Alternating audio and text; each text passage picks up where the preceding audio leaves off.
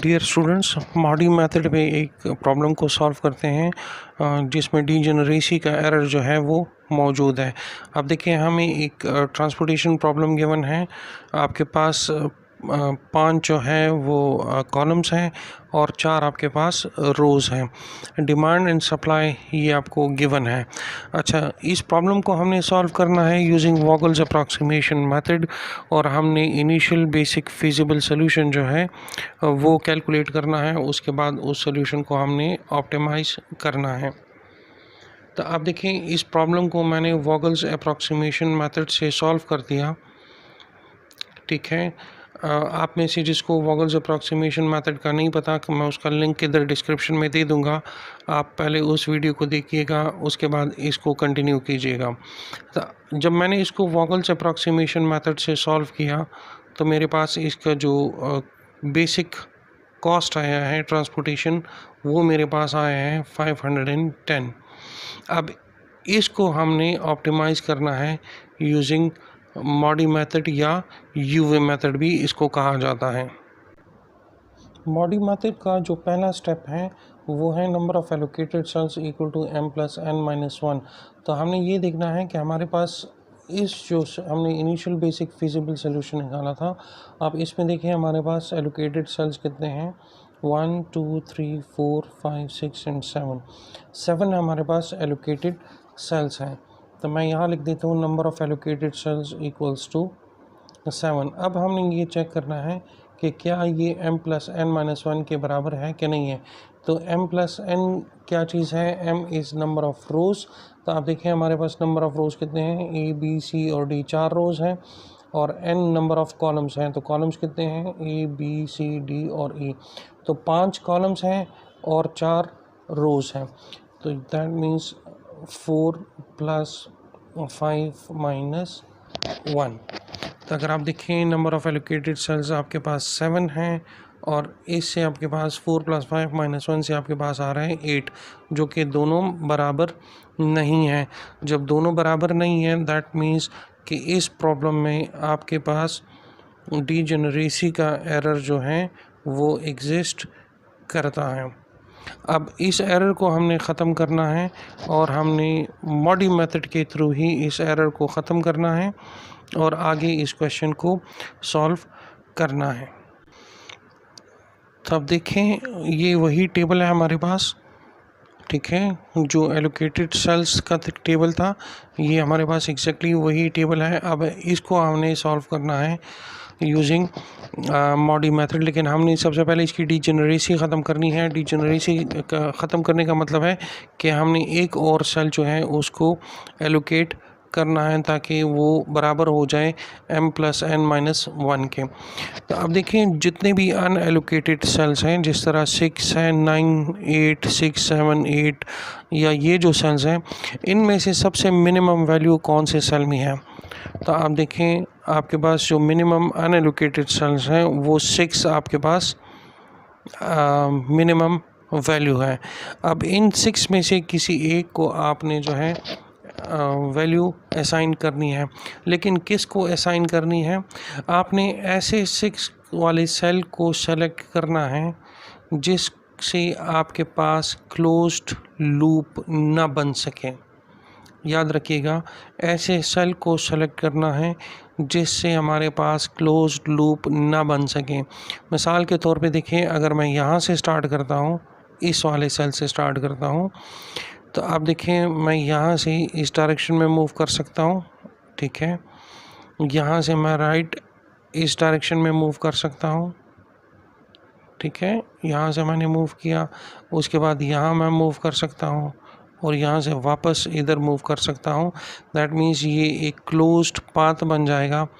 तो ये आप दैट मीन्स कि आप इस सेल को न्यू बेसिक सेल नहीं बना सकते, इस 6 को सेलेक्ट नहीं करेंगे।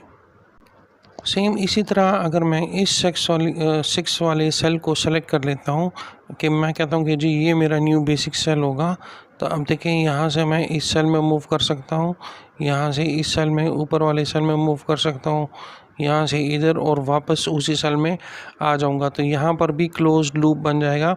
दैट मीन्स कि मैंने इस 6 को भी सेलेक्ट नहीं करना। नेक्स्ट आप देखें, आपके पास ये सेल है। अब ये ऐसा सेल है जहाँ से आपके पास कहीं पर भी क्लोज लूप नहीं बन सकता। दैट मीन्स आप इधर दोबारा नहीं आ सकते। अगर आप बहुत भी ट्राई कर लो, बनाने की कोशिश कर लो, तो ऐसा कोई भी सेल आपके पास नहीं बनेगा कि वापस आप यहाँ से स्टार्ट करो और वापस आप यहीं पर एंड कर दो। दैट मीन्स ये जो 6 है, ये हमारा न्यू बेसिक सेल होगा। इसमें हम वैल्यू एलोकेट करेंगे और वो वैल्यू क्या होगी? वो वैल्यू होगी एप्सिलॉन की। एप्सिलॉन जो है ये बहुत छोटी वैल्यू है, ऑलमोस्ट ज़ीरो के बराबर होती है। वो वैल्यू आपने इसको असाइन कर देनी है। तो अब आप देखिए, आपके पास नंबर ऑफ़ एलोकेटेड सेल्स जो हैं वो कितने हो गए? वो अब 8 हो गए हैं। और आपके पास m+n-1 की वैल्यू जो है वो भी कितनी है? वो भी अब 8 है। तो अब आपने वो डिजेनरेसी का एरर जो है उसको ख़त्म कर दिया। अब ये प्रॉब्लम आपके पास नॉन डिजेनरिक प्रॉब्लम बन गया। तो नॉन डिजेनरिक प्रॉब्लम को सॉल्व करने का वही तरीका होगा कि अब आपने सबसे पहले क्या मालूम करना है? UI और VJ की वैल्यूज़ आपने कैलकुलेट करनी है। तो अब आप देखिए, मैं इसको कंसिडर करता हूँ कि ये मेरे पास U1 है, ये मेरे पास U2 है, U3 और ये आपके पास U4 है। सेम इसी तरह ये मेरे पास V1, ये V2 है, ये मेरे पास V3 है, this is V4, this is V5। तो अब आप देखें, जिस सेल में आपके पास मैक्सिमम एलोकेशन हो उसको आपने ज़ीरो करना है। तो आप देखें, यहाँ भी आपके पास 3 मैक्सिमम है और इधर भी आपके पास 3 मैक्सिमम है। बाकी किसी सेल में आपके पास 3 नहीं है। तो ये 2 सेल्स हैं, एक ये रो है जिसमें 3 एलोकेशन है, एक ये कॉलम है जिसमें 3 एलोकेशन है। तो मैं इसको फ़िलहाल कंसिडर करता हूँ, इसको कहता हूँ कि जी ये 0 के बराबर होगा। जब ये 0 के बराबर हुए हैं तो फिर मैं बाकी तमाम वैल्यूज़ को कैलकुलेट कर सकता हूँ। देखें कैसे, मैं 0 के साथ क्या ऐड करूँ कि रिज़ल्ट 7 आ जाए? तो 0 + 7 इज़ 7। तो V1 की वैल्यू मेरे पास क्या आएगी? 7 आएगी। सेम इसी तरीके के साथ अब देखें, यहाँ आपके पास 4 है। 0 के साथ अगर मैं इस 0 के साथ अगर मैं 4 ऐड करूँगा, 0 के साथ अगर 4 ऐड करूँगा तो रिज़ल्ट 4 आएगा। इसी तरह यहाँ पे 5 है, तो 0 के साथ अगर मैं 5 ऐड करूँगा तो यहाँ पे मेरे पास वैल्यू क्या आएगी? 5 आएगी। अब देखें, जब ये कैलकुलेट हो गया है 7, तो मैं इसके बेस पे U3 कैलकुलेट कर सकता हूँ। 7 के साथ क्या ऐड करूँ कि रिज़ल्ट 6 आ जाए? तो ये मेरे पास आ जाएगा -1। इसी तरह यहाँ पे 5 है, तो 7 के साथ क्या ऐड करूँ कि रिज़ल्ट 5 आ जाए? तो ये मेरे पास आ जाएगा -2। जब ये कैलकुलेट हो गया -1, तो मैं ये कैलकुलेट कर सकता हूँ -1 के साथ क्या ऐड करूँ कि रिज़ल्ट 5 आ जाए? तो ये मेरे पास आ जाएगा 6। 6 के साथ अगर मैं -1 ऐड करूँगा तो रिज़ल्ट 5 आ जाएगा। अब आपके पास सिर्फ ये V2 और ये U2 कैलकुलेट करना बाकी है। ठीक है जी। तो अब आप देखें, आप इन दोनों को कैसे कैलकुलेट कर सकते हो? U2 को कैलकुलेट करना है और V2 को कैलकुलेट करना है। तो आप देखें, आपके पास V3 की वैल्यू 4 गिवन है और इधर 6 है। तो 4 के साथ क्या ऐड करें कि रिज़ल्ट 6 आ जाए? तो ये वैल्यू आपके पास आ जाएगी 2। इसी तरह यहाँ आपके पास 2 है और इधर 5 है। तो अगर मैं 2 के साथ इधर 3 ऐड करूँगा, 2 + 3 = 5। तो आपने U एंड V की वैल्यूज़ जो हैं वो कैलकुलेट कर दी हैं। इसके बाद आपने क्या करना है? नेक्स्ट स्टेप में आपने पेनल्टीज़ कैलकुलेट करनी है और पेनल्टी कैलकुलेट करने का यही फार्मूला है, PIJ = UI + VJ - CIJ। इसके बेस पर आप तमाम अनएलोकेटेड सेल्स की पेनल्टी कैलकुलेट करेंगे। तो आप इस टेबल में देखें, ये पहला सेल है हमारे पास जो कि अनएलोकेटेड है, first row second column, that means P12। अगर ये मैं कैलकुलेट करूँगा, P12 मैं कैलकुलेट करता हूँ, P12 अगर मैं कैलकुलेट करूँगा तो उसकी वैल्यू क्या है? U1 + V2 minus C12। देखिए U1 की जगह 1 आ जाएगा, I की जगह 1 आ जाएगा, J की जगह 2 आ जाएगा, तो U1 V2 माइनस C12। तो इसकी वैल्यूज़ आप यहाँ पर देखो, आपके पास ये तमाम वैल्यूज़ मौजूद हैं। U1 की वैल्यू क्या है 0, V2 की वैल्यू आपके पास है 3 और C12 की वैल्यू आपके पास है 6। दैट मीन्स 0 प्लस 3 माइनस 6, यही वैल्यूज़ आपने इधर लिख देनी है। 0 प्लस 3 माइनस 6, इससे आपके पास रिज़ल्ट क्या आएगा, ये आपके पास रिज़ल्ट आ जाएगा -3। जो नेक्स्ट अनएलोकेटेड सेल है आपके पास, वो आपके पास ये सेल है, फर्स्ट रो 5th कॉलम P15। तो आप देखें, आप यहाँ पर लिखें P1 और 5, that means U1 V5 minus C15। तो U1 की वैल्यू तो 0 है और V5 की वैल्यू आप इधर देखें, आपके पास V5 की वैल्यू क्या गिवन है 6 और ये आपके पास है 9। That means 0 plus 6 minus 9। तो इससे आपके पास क्या रिज़ल्ट आएगा, आपके पास रिज़ल्ट आएगा -3। सेम इसी पैटर्न को फॉलो करते हुए, इसी फार्मूले को फॉलो करते हुए आपने बाकी इन तमाम अनएलोकेटेड सेल्स की पेनल्टी भी कैलकुलेट करनी है। यहाँ आप देखें, मैंने तमाम अनएलोकेटेड सेल्स की जो पेनल्टी है वो कैलकुलेट कर दी है। मेरे पास पेनल्टी आ रही है -3 -3 1 0 0 -6 -6 -2 -6 -5 -2। इसमें से एक ऐसी पेनल्टी है जो कि ग्रेटर देन 0 है, जो कि पॉजिटिव है। अगर ये तमाम नेगेटिव होते या लेस देन इक्वल टू 0 होते तो हम कहते कि जो सोल्यूशन हमने यहाँ पे डिराइव किया है यही सोल्यूशन हमारे पास ऑप्टिमल सोल्यूशन है। लेकिन यहाँ चूँकि अब एक पॉजिटिव वैल्यू आ रही है, दैट मीन्स कि अब ये जो सेल है जिसकी हमारे पास ये पॉजिटिव वैल्यू आ रही है 1, ये कौन से सेल से आ रही है, ये आ रही है P21। ये P21 का जो सेल है ये अब हमारा न्यू बेसिक सेल होगा। इस सेल को अब हम यहाँ से अब हम फर्दर प्रोसेसिंग जो है वो स्टार्ट करेंगे। अब आप देखें P21 मेरे पास ये वाला सेल है, तो दैट मीन्स कि ये मेरा न्यू बेसिक सेल होगा। अब यहाँ से आपने स्टार्ट करना है और आपने ऐसे डायरेक्शंस में मूव करना है कि आप यहाँ वापस दोबारा एंड कर जाओ। यहाँ आपने स्टार्ट भी किया है और यहाँ आप एंड भी कर लें। तो देखें, आप अगर यहाँ से ऊपर की तरफ इस सेल की तरफ मूव करते हैं, यहाँ से आप इस सेल की तरफ मूव करते हैं, यहाँ से आप डाउन इस वाले सेल की तरफ मूव करते हैं और यहाँ से आप वापस इस सेल की तरफ मूव करते हैं, तो एक क्लोज्ड पाथ आपके पास बन जाएगा।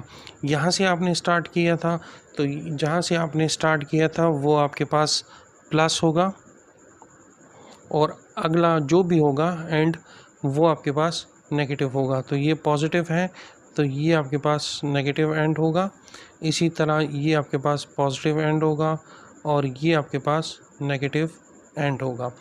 अब नेक्स्ट स्टेप में आपने क्या करना है, जो नेगेटिव साइड्स की ये जो एलोकेटेड वैल्यू है, इन दोनों में से जो भी मिनिमम वैल्यू है वो आपने इन दोनों से सब्ट्रैक्ट करना है और प्लस वाली साइड्स की इन वैल्यूज़ के साथ ऐड करना है। तो देखिए 5 और एप्सिलॉन में से मिनिमम वैल्यू एप्सिलॉन है, तो हम एप्सिलॉन इस सेल से भी माइनस करेंगे और इस सेल से भी माइनस करेंगे। इस सेल में हम एप्सिलॉन ऐड करेंगे और इस सेल में हम एप्सिलॉन जो है ऐड करेंगे। तो आप देखें, यही टेबल मैंने इधर दोबारा बना दिया है, ठीक है। अब इस सेल में मैंने एप्सिलॉन ऐड करना है, तो आप देखें मेरे पास एप्सिलॉन जो है वो इस सेल में ऐड हो जाएगा, ठीक है। और इस सेल में भी मैंने एप्सिलॉन को ऐड करना है, जिसकी इनिशियल वैल्यू यहाँ पर ऑलरेडी 15 गिवन है, तो ये मेरे पास हो जाएगा 15 प्लस एप्सिलॉन, ठीक है। अब देखें जहाँ जहाँ पे प्लस था वहाँ पर मैंने एप्सिलॉन को ऐड कर दिया है, और जहाँ जहाँ माइनस है अब वहाँ से सब्ट्रैक्ट करना है। देखिए मैंने यहाँ पे एप्सिलॉन ऐड कर दिया है और यहाँ 15 के साथ एप्सिलॉन ऐड कर दिया है। यहाँ से सब्ट्रैक्ट करूँगा तो ये ख़त्म हो जाएगा, तो ये इस सेल में कोई एलोकेशन नहीं होगी, और इस 5 से भी मैंने एप्सिलॉन को सब्ट्रैक्ट करना है। तो आप देखें जब ये टेबल होगा और इधर आप एप्सिलॉन 5 से आप सब्ट्रैक्ट करोगे तो आपके पास ये वैल्यू बन जाएगी 5 माइनस एप्सिलॉन, और इस सेल में आपने एलोकेशन अब नहीं करनी, ये आपके पास as it is unallocated cell होगा। ठीक है जी। ये सब कुछ कैलकुलेट करने के बाद आपने नेक्स्ट स्टेप में क्या करना है, आपने दोबारा u एंड v के जो वैल्यूज़ हैं उनको आपने कैलकुलेट करना है। तो देखें ये मेरे पास u1 होगा, ये मेरे पास u2 है, ये u3 है, ये u4 है। उससे पहले आप देख लें, आप नंबर ऑफ़ एलोकेटेड सेल्स को काउंट कर लें कितने हैं, 1 2 3 4 5 6 7 और 8, और आपके पास m+n-1 वो भी 8 के बराबर है। That means this is a non degenerate problem now. तो आपने उसके बाद ये वैल्यूज़ कैलकुलेट करनी है। ये आपके पास v1 होगा, ये आपके पास v2 है, v3 v4 और ये आपके पास v5 होगा। तो स्ट्रेट अवे आप देखिए मैक्सिमम एलोकेशन आपके पास इस कॉलम में हुई है, इसमें आपके पास 4 एलोकेशन है, बाकी ऐसा कोई भी रो या कॉलम नहीं है जिसमें 4 एलोकेशन हुई हो, तो हम स्ट्रेट अवे इसको 0 कंसिडर करेंगे। ठीक है जी। जब ये 0 हो गया और इधर आपके पास 7 है, तो 0 + 7 = 7। इसी तरह यहाँ 8 है, तो 0 + 8 = 8, 0 + 6 = 6 और 0 + 5 = 5। तो ये वैल्यूज़ भी आपके पास कैलकुलेट हो गई हैं। देखिए यहाँ 6 है और यहाँ आपके पास 5 है, तो ये वैल्यू आपके पास -1 आएगी। 6 - 1 = 5। सिमिलरली आप देखिए यहाँ आपके पास 7 है और यहाँ आपके पास 5 है, तो 7 - 2 जो है ये बराबर है 5 के, तो v4 की वैल्यू आपके पास क्या आएगी, -2। सिमिलरली 7 है और यहाँ पे 4 है, तो v3 की वैल्यू आपके पास आएगी -3। यहाँ आपके पास v2 जो है वो 8 है और यहाँ आपके पास ये वैल्यू 5 है, तो 8 - 3 = 5।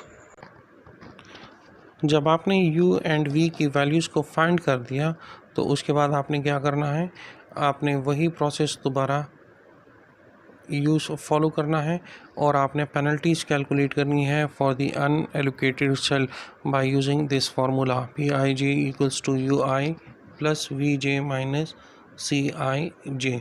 तो आप देखें आपके पास अनएलोकेटेड सेल कौन कौन से हैं। ये आपके पास अनएलोकेटेड सेल है, ये हैं 6 7 8 8 9 6 7 7 8 6। तो जो पहला अनएलोकेटेड सेल है that is first row second column P1 2। तो आपने इसी formula Pij = ui + vj - Cij इसको यूज़ करते हैं और इनकी तमाम पेनल्टीज़ कैलकुलेट करते हैं। तो देखिए तमाम अनएलोकेटेड सेल्स की मैंने पेनल्टी कैलकुलेट कर दी है। यहाँ अब मेरे पास जितनी भी पेनल्टीज़ हैं वो तमाम के तमाम लेस देन और इक्वल टू 0 है, कोई भी पॉजिटिव पेनल्टी नहीं है। जब ये सिचुएशन आपके पास आ जाए दैट मीन्स कि आपने ऑप्टिमलिटी को अचीव कर दिया है और अब आपका रिज़ल्ट जो है वो ऑप्टिमल रिज़ल्ट होगा। तो अब देखें आपने जो टेबल बनाया है यही टेबल आपके पास ऑप्टिमल रिज़ल्ट होगा, इसको आप मज़ीद ऑप्टिमाइज़ नहीं कर सकते। तो अब आप इन वैल्यूज़ को अब आप मल्टीप्लाई और ऐड कर दें। एप्सिलॉन को हमने मल्टीप्लाई भी नहीं करना और ना सब्ट्रैक्ट करना है। एप्सिलॉन की वैल्यू बहुत छोटी है जो कि ऑलमोस्ट 0 के बराबर है, तो सिर्फ 5 7 के साथ मल्टीप्लाई होगा। यहाँ सिर्फ 15 जो है 4 के साथ मल्टीप्लाई होगा। यहाँ ये मल्टीप्लिकेशन नहीं होगी, आप 35 के साथ ये तमाम मल्टीप्लिकेशन करके जब आप इनको ऐड अप करोगे तो आपके पास रिज़ल्ट क्या आएगा, आपके पास ये रिज़ल्ट आएगा 510।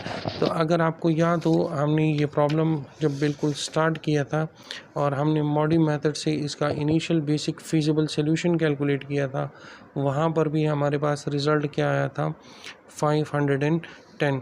तो आप देखिए इन दोनों रिज़ल्ट्स की वैल्यूज़ सेम क्यों आ रही है, इनमें सिमिलरिटी आपके पास क्या है।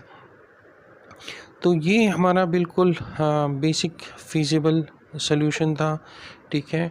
और आप देखें जब हमने इसको ऑप्टिमाइज़ किया वहाँ पर भी हमारे पास एग्जैक्टली वही सॉल्यूशन आया है, सिवाय इन चेंजेस के कि यहाँ 15 के साथ हमने एप्सिलॉन को ऐड किया है और यहाँ 8 के साथ हमने एप्सिलॉन को मल्टीप्लाई किया है। अदरवाइज़ ये वाला सॉल्यूशन और ये वाला सॉल्यूशन आपका बिल्कुल एग्जैक्टली सेम है।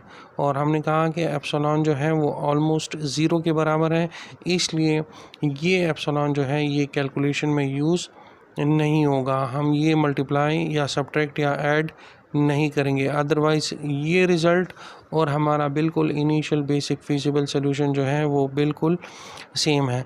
तो इनिशियल बेसिक फिजिबल सॉल्यूशन का भी हमारे पास आंसर क्या आया था, जब हमने इसको सॉल्व किया हमारे पास इसका आंसर आया था 510। और जब हमने इसको ऑप्टिमाइज़ किया वहाँ पर भी हमारे पास इसका रिज़ल्ट जो आ रहा है वो हमारे पास आ रहा है 510। आई होप कि आपको डीजेनरेसी एरर को सॉल्व करने का तरीका आ गया होगा यूजिंग मॉडी मेथड। Thank you.